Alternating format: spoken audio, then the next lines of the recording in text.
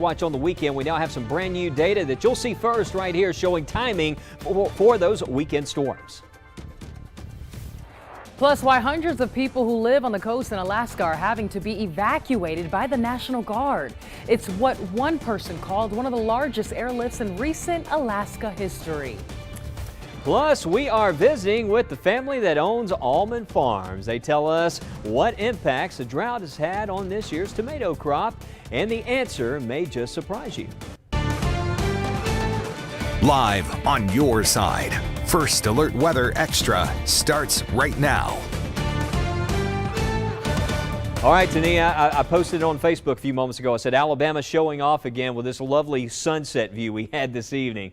Gorgeous. Picturesque. Yeah, picturesque. Listen, we got some new data coming in, and you and I are going to be talking about this. We're going to be watching the weekend for that next chance of rain, and we've got some high-resolution model data that's just come into the Weather Center. We have IBM data here that we can share with you, and it shows some timing on the rain. But we're going to get into that coming up. Right now, I want to show you the view and show you the temperatures down to 80 degrees, so we're back on the fall here temperature-wise. It won't be quite as cold tonight or quite as chilly for central and western areas, but to the east, we'll still see some low 50s out there. It's still overall going to feel nice in the morning, but you can tell just a subtle change as we're gradually going to see those overnight temperatures ramp up here over the next couple of nights. Now tomorrow, again, I mentioned we start out in the 50s in a lot of areas for lows to the east, but closer to 60 further west. But notice by 11 o'clock, we're up to 76. Afternoon heat levels back in the mid to upper 80s. A few more clouds mixing in for our happy Friday, and also winds out of the south-southeast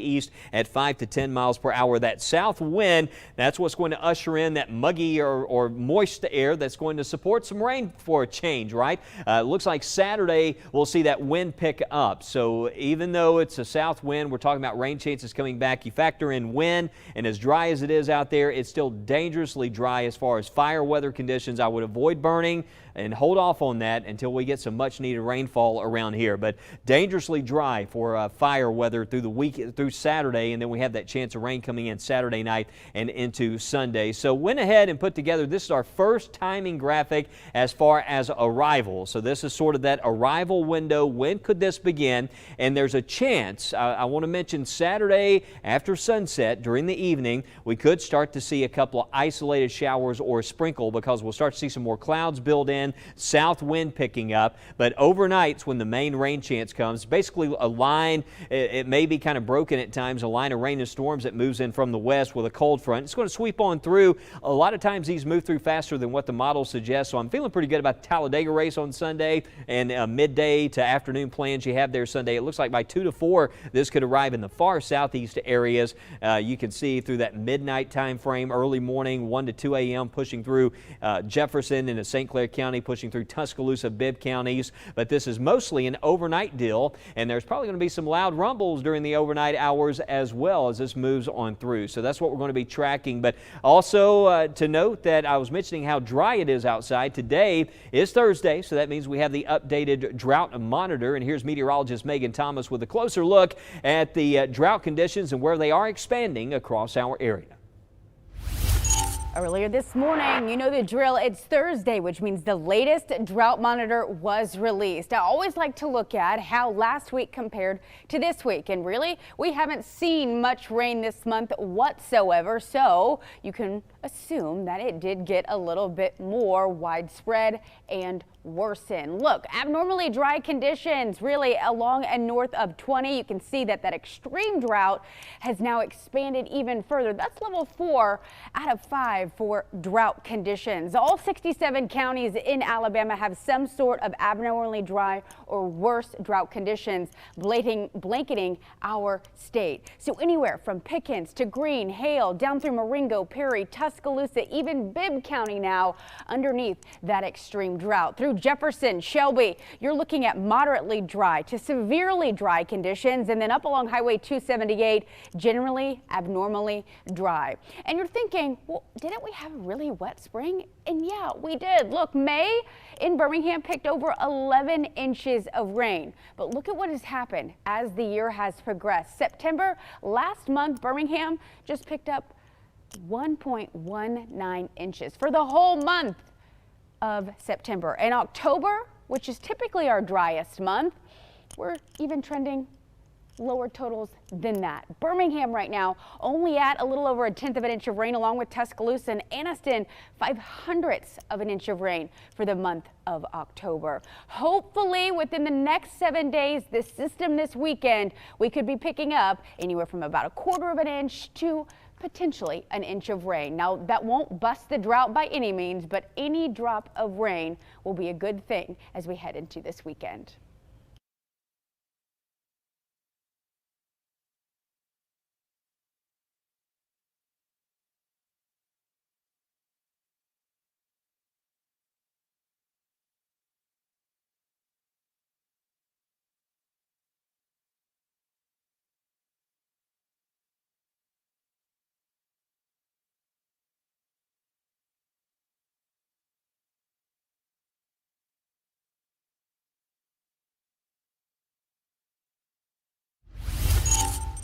Well, there are certainly a ton of events happening between now through the weekend. And I know that many of you are like, hey, will the wet weather this weekend impact any of our outdoor plans? Well, for some of them, we're looking pretty good. Like this one, Friday looks dry. So if you're heading out to Tuscaloosa, the Mercedes-Benz Amphitheater, Blake Shelton is putting on a show. Temperatures in the low 70s closer to the end of the concert.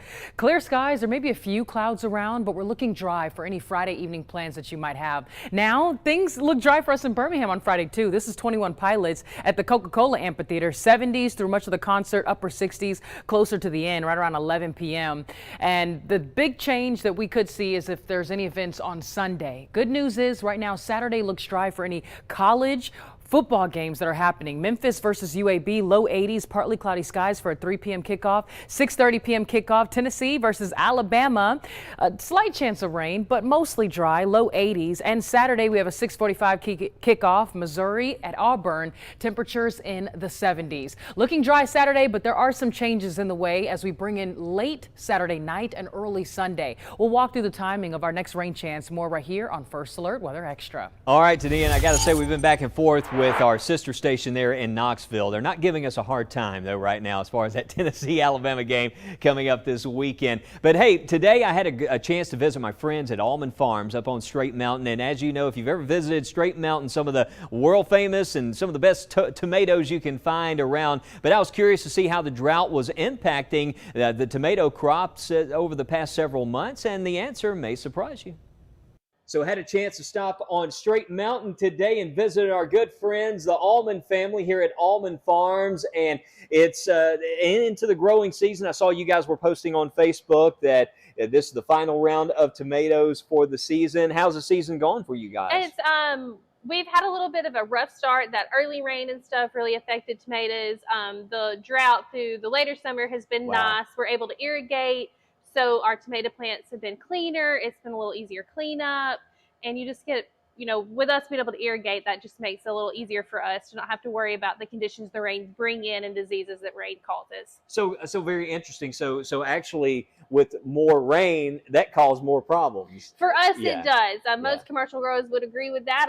Too much rain brings in diseases, especially when, rain comes from other places. You never know what that's going to drop in. It also affects your way you're able to spray and harvest and things like that. So as long as we get enough rain to refill those ponds, we are usually pretty happy. Well, the farm here goes back generations. You guys have been doing this for so long, and it's just amazing to me, all the produce that you guys generate. It's just something special about this location here high atop Straight Mountain. Well, thank you. We're a fifth generation. This is our final weekend for the season, so we're excited that we've been able to pick a few more days and get those last tomatoes in. Yeah, I noticed you got all kinds of potatoes and peppers, and you have a wide selection.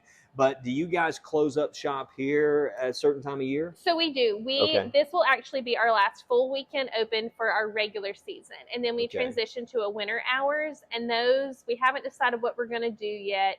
And then we'll do a Christmas festival November 22nd in the barn, where people can come shop local vendors and get their produce for Thanksgiving and stuff like that. That sounds like a lot of fun. It'll be here before you know it. It's right around the corner. I know. It's hard to believe we're almost close to Halloween. Well, I just wanted to check in with you guys, and we still have this drought. Hopefully, we get a little bit of rain this weekend. I know at least maintaining the plots and the fields. It's been dusty out there. It's been a dusty season. And they are starting to we're starting to put in those seeds for our cover crops and stuff like that. So a little bit of rain will probably help those take ground well. All right. Well, thanks for spending some time with us on Weather Extra. Awesome. Thank you so much. You're watching WBRC 6 News, Alabama Broadcasters Association's Station of the Year.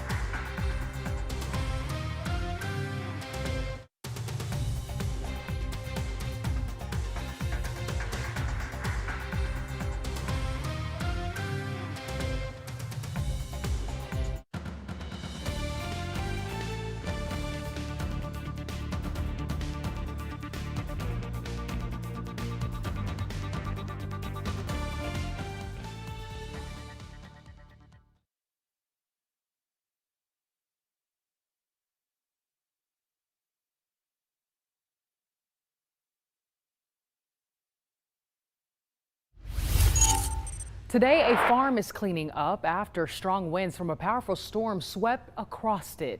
The wind ripped plants from the ground and sent an empty water tank flying. Mark Sayer has the story. Taylor Lane spent Tuesday cleaning up the mess at the Flip Flop Organic Farm, which was hit by high winds. The farm sits right on the coastline, just to the south of Año Nuevo State Park along Highway 1. Lane says the winds came up suddenly and forcefully. All of a sudden, this porta potty came swinging around, and then the whole place started shaking. Lane took these videos of the storm, which hammered the coast around 4 p.m. on Monday afternoon. But as the winds started to pick up, it became clear it was not just an ordinary storm. The wind just started ripping, and I decided to kind of run into my office, and I was actually fighting to close the door on that thing. In the most stunning development, this empty water tank, which is more than 10 feet wide and estimated at about 200 pounds, was picked up and thrown right over Highway 1. It ended up in his neighbor's farm up the hill, crashing into an abandoned shed a quarter of a mile away. They said, yeah, there's a big water tank over here. And I came out and realized that's, I guess, where it went. The winds that came through here were so strong they literally tore plants right out of the ground. This is about a 100-foot row of what are called goldenberry plants, and as you can see, about a half to a third of them ripped right out of the ground. Yeah, we lost most of our dry storage where we keep fertilizer, seeds, where we start new starts. Flip Flop sells a wide variety of organic vegetables in farmers markets, and despite all the damage, the cleanup will continue, and everyone is just glad that nobody was hurt. Staying hunkered down and just not trying to go out there and do something stupid. You can't fight the wind when it's blowing that quick. Right now in Alaska, a massive airlift is underway after the remnants of Typhoon Halong slammed the state's western coast. Extreme winds and storm surge knocked down homes and flooded communities. A pair of isolated coastal villages were the hardest hit. Hundreds of people are being evacuated, and the National Guard says its operation is one of the largest airlifts in recent Alaska history. Authorities said 300 people were evacuated from a packed regional shelter in western Alaska and brought to a base in Anchorage. While it may feel like early summer in the area in the afternoon here, you know where it's not hot? Well, out west. This is King Vale, California, in the Sierra Mountains. There, early season snowfall is prompting chain controls. That means cars have to have chains on their tires if they want to drive on certain roads. In this case, part of Interstate 80. King Vale has picked up more than 4 inches of snow in the last 2 days. Other places like Carson City, Nevada, have received 8 inches of snow in the last couple of days. Wow! And caught on camera, heavy rain in Tucson, Arizona left a driver stuck in their car. This happened Sunday night. The video you're seeing was Tucson Fire Rescue's 4th water rescue of the night. A car was struck in dangerous currents caused by severe storms, and after water started flooding into the vehicle, the driver climbed onto the car's roof where he was found by fire crews. Thank goodness firefighters were able to guide the driver safely out of the river using ladders to reach him. And in Southern California, brown water is not stopping surfers from riding the waves. A rare storm brought a huge amount of rain to the region, and it's causing the water to be contaminated to filter into the ocean in Malibu. The Los Angeles County Department of Public Health is urging everyone to stay out of the water for at least 72 hours. Officials say the beaches could be contaminated with high levels of bacteria and chemicals. Large amounts of debris and trash washed up onto the coast. Cleanup efforts are underway. And the water's cold on top of that, Tania. Yeah, really cold. You got to stay out of that. Isn't it amazing, though? You know, we dry around here, but you often see one side of the country is dealing with the wet weather and the stormy weather, and that's what happens from time to time. But we're going to have our next best chance of rain coming up this weekend that we have seen in weeks around here. We're jumping ahead to Saturday, so let's talk about it. Saturday during the day, we've got a south wind, some clouds building in. By 8 o'clock and into the night, we might see a couple sprinkles, a couple showers, but still think we're in good shape for the game in Tuscaloosa at Auburn. The afternoon for the UAB game looks like dry conditions and the temperatures in the 80s, but that breeze on Saturday, that's going to be an added benefit as far as comfort levels. That's going to help us out. But Saturday night by 10 o'clock, that's when this main line where we could have some heavier rain and storms moves in. I just can't promise everybody's going to see a lot of rain, but I think everybody will see some wet weather, at least some, enough to settle the dust, even in the areas where we hardly receive much wet weather.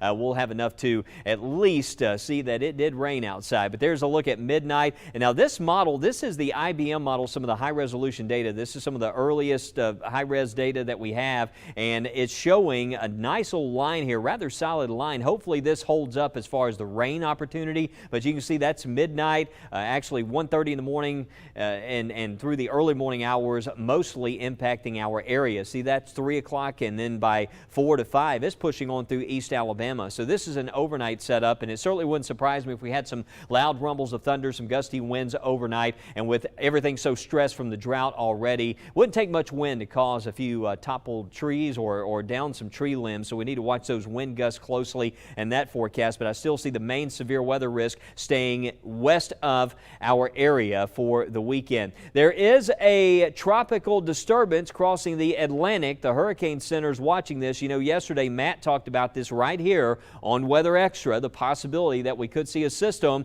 that may try to form over the next couple of weeks in the Caribbean. I know we're getting closer to the end of hurricane season by the end of November. However, this is still an area we need to watch, and some of the global data was showing a system forming, and it may try to turn back to the northeast. We just don't know since the system hasn't even formed yet, but this is an area, although we're well on in October, we still need to watch it just in case something tries to develop. We'll be keeping you well informed, but right now we're watching the weekend, and that Saturday night and a Sunday morning chance for wet weather. Hopefully most of us end up with at least a half-inch of rain. We really need it out there. I do see this again moving out just in time for the race Sunday afternoon. Monday looks dry with sunshine, 78 degrees, but after that weekend cold front, we have cold air, right? It's about time a cold front actually brought some cold weather, right? 47 degrees early Monday morning, but it is going to be quite chilly out there. But notice the trend. Yeah, 70s showing up through the middle of next week. Next Thursday, 72. And after that, we're still seeing highs in the 70s. And there's another cold front showing up around Tuesday that could bring some showers and then a drop in temperatures down into the 40s. So we're starting to see more and more of these fronts showing up. There's another one showing up around Thursday of next week. So with these cold fronts and a more active pattern, that's certainly a good sign with respect to this drought that we're in. I know there's not a lot of rain, but we will get there. It's a gradual process with these drought patterns. They are very difficult to break out there, but just want to give you the first alert. And we'll be talking more about the forecast coming up, but it's time for some weather in the classroom. And we talked a lot about the weather today out at Noah's Park, and I just want to give a big shout out to all my little friends there today. Lots of smiles in that crowd. And what they're doing, they're actually making the sound of thunder, Tania. They were stomping the floor. We were talking about, when thunder roars, you go indoors. And we had a lot of fun singing some weather songs. And the teachers, they're doing such a great job, and they were so nice. They sent us a nice little tray of sandwiches to help us make it through the day out there. But it was a fun trip, and that's in Trussville, by the way. So a big shout out to all of our friends in Trussville, Alabama. But we have a lot of visits coming up, and remember, you can sign up if you go to Weather in the Classroom at WBRC.com. And Tania, we're going to jump back over to you because, as promised, we want to go beyond the 10-day forecast, and it looks like better rain chances. Yeah, Wes, I'm definitely seeing the arrival of more fronts as we near the end of the month of October. We're looking at 8 to 14 days out from now. But the one concern that I have ending the end of the month is that we're still going to be, I'd say, closer to near average. And it looks like West Alabama will be the only parts of central Alabama dealing with above average rainfall October 24th through October 30th. And then looking at those rain chances, let's kind of walk through it. We could see a couple of fronts moving through. Now, the big question is, how much rain will it dump? Will it be enough to start eliminating the drought across the state? Well, at this point, we'll take anything we can get, right? So this is October the 28th. We're seeing a front that could spark a few showers across central Alabama and hopefully some decent amount of rainfall through the 29th or so. And then possibly another front as we get closer to, I hate to say it, Halloween. So we'll keep our eyes on that for you. Of course, we're still several days out. There's a lot of fine tuning that we'll need to do in the days ahead. Well, that's that Beyond the 10-Day Forecast. We'll let you know how Halloween looks a little bit later, but don't go anywhere. We'll be right back with more First Alert Weather Extra after this break.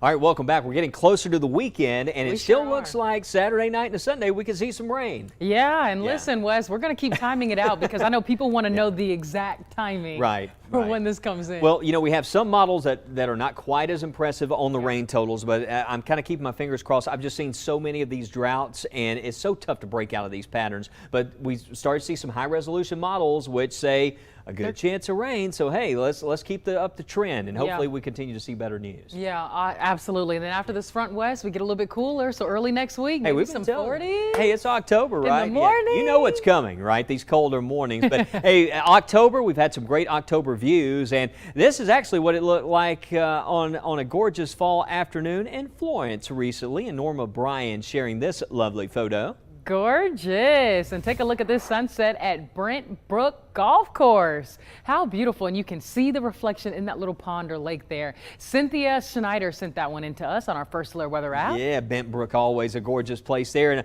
want to send us those photos. Hey, the First Alert Weather app, it's just one click and those photos come to us right here on Weather Extra, and we'll share those with you here. We love sharing those weather photos on Weather Extra. Lots of eyes in the sky, like this view right now from our tower camera. Oh yeah, Wes, we'll have more updates tonight, first at 9 and 10.